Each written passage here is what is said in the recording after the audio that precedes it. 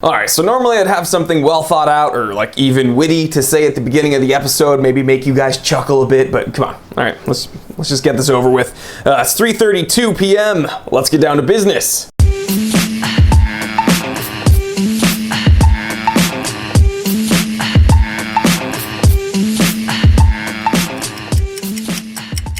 Alright, so if you couldn't tell by now, I am absolutely enthused to do this episode. I couldn't be happier. No, but truth be told, this has actually been a very, very difficult episode to prepare for, and it's not because, I'm having to find nice things to say about Invicta, the perennial laughingstock of the watch world, but it's because finding any specific detailed information about these really kind of obscure, elegant Invictas from the past is near impossible, and here's why. You see, Invicta has a history dating all the way back to the 1800s, but the quartz crisis of the 1970s put them under. It absolutely destroyed them. So finding any pre-1970s Invictas in good condition, it's really, really hard. But then fast forward in the 1990s, Invicta was reestablished, and we have some awesome gems like the Invicta Reserve Venom. Yeah. The Invicta Reserve Zeus Bolt. The Invicta Russian Diver. I don't know why I keep doing that. Water. And the Invicta Dumpster Fire. Okay, enough. It's very clear that Invicta is not producing anything appealing in any way, shape, or form nowadays. But let's go back in time a little bit, and I bet you I can find 5 Invictas that I would actually wear. Oh my god. Alright, here we go. Alright, the first Invicta that I might actually wear is a very old 1950s chronograph. It's an Invicta INCABLOC INCASTAR chronograph, 39mm, really old school, 2-register chrono. And yeah, finding these in good condition is really, really hard, and they're selling for a good price online. This one right here is around $3,500 online, and I'm not sure I would spend that to have Invicta on the dial. I know, it's the current Invicta has just ruined the old Invicta because, why would you want to have that? I don't know, but it looks really cool, and it's totally different than the Invicta Russian Diver.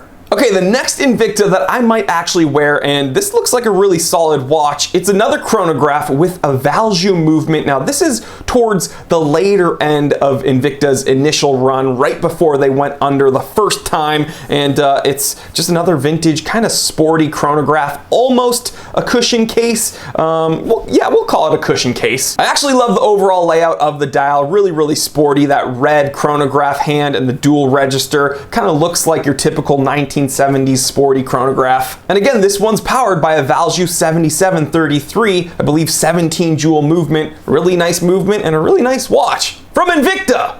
All right, the third Invicta I might wear is actually not a chronograph. It is mechanical, and it's a bumper watch. Yes, a very cool, very old school bumper watch, I believe from around the 1950s. Now look at this, really simple watch, really nice to look at, nothing huge going on here. In fact, it's quite small at 31mm. And again, this being a bumper watch, it's known as the Invicta BUMPERMATIC. All right, the fourth Invicta I might actually wear. This again looks like a really solid watch. This is also one of the 1970s models, a little bit later in their initial run. It's the Invicta Royal Marine. Now, there's a few Royal Marine variants running around there. I like this almost cushion case variant. Very, very sporty, very retro, very 1970s cool. And again, from a visual standpoint, there's a lot to like with this watch. I like that really clean dial, I like the applied indexes, I like the simple date window, and I like the dual color bezel. Very, very cool, very sporty, and yeah, not at all Invicta,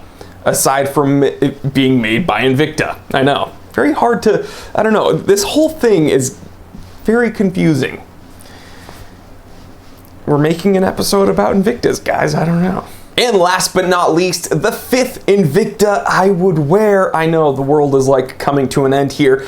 This is probably the most beautiful watch on the list. Again, I'm a sucker for small seconds. This is a very vintage Invicta INCABLOC INCASTAR small seconds. Now, what's really funny is this watch was listed at one time as being anti-magnetic and waterproof, although, you know, these types of dress watches, I don't think they were ever really waterproof. But I love the very sharp hands, and again, I love the small seconds. This watch is incredibly elegant, very fancy with the very old school fancy lug design, but yeah, you know, it's a gorgeous watch. I'm looking at pictures of them on my screen down here. And again, it's very hard for me to kind of wrap my head around the fact that Invicta was making pieces like this very, very long ago. Now, I don't know what happened because, again, it's very hard to find specific information of, you know, how the watch company changed hands and if, you know, all that the internet says is that the company went under because of the quartz crisis sometime in the 1970s, and then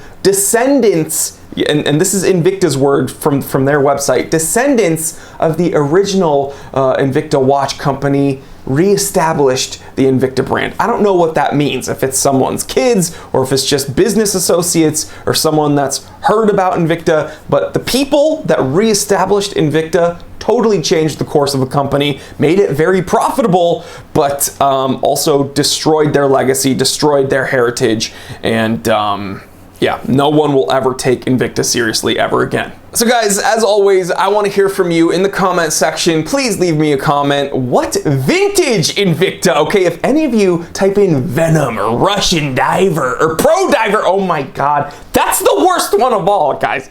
Okay, if any of you type in any of those, you're immediately banned and blocked. No, I'm just kidding. But please, guys, enlighten me. Which vintage Invictas should I be paying attention to? Let's add them to the list. Leave a comment below. I want to hear from you. And guys, if you enjoyed this episode, and I don't know, maybe it like taught you something. I definitely learned a lot making this episode. Please consider supporting the channel. Go above and beyond and click the link in the description below and check out the Time Teller shop. I don't have any Invictas there, but I do have a bunch of other really cool watches. I got watch accessories like watch straps, watch winders, watch toolkits. Truly is the one-stop shop for the watch collector like you. So click that link, shop around, and you help me out a ton. And if you're new here, okay, please, again, click that subscribe button. What are you doing? Hit that subscribe button and hit that bell icon so you do not miss another episode of the Time Teller. There's awesome content like this coming out weekly. Let's see, Monday, Wednesday, Friday, and a live stream every Saturday. So don't miss out. Hit that bell icon, like, comment, subscribe, share this with other watch enthusiasts, other people that you think would enjoy this. I'm Jory Goodman, the Time Teller, and always remember, I didn't invent time. I just tell it. Real quick, if you enjoyed this episode, then do not worry, the fun doesn't need to stop here. Check out these recommended episodes that are going to be popping up on the screen anytime now. Also, take a moment, check out my brand new channel, the Time Away channel. It's where I talk about everything outside of the watch world, some of my other collections, some of my other hobbies. And if you're not interested in any of that, don't worry, just stay right here and I will see you right here. Because I never leave. I am trapped inside of this camera.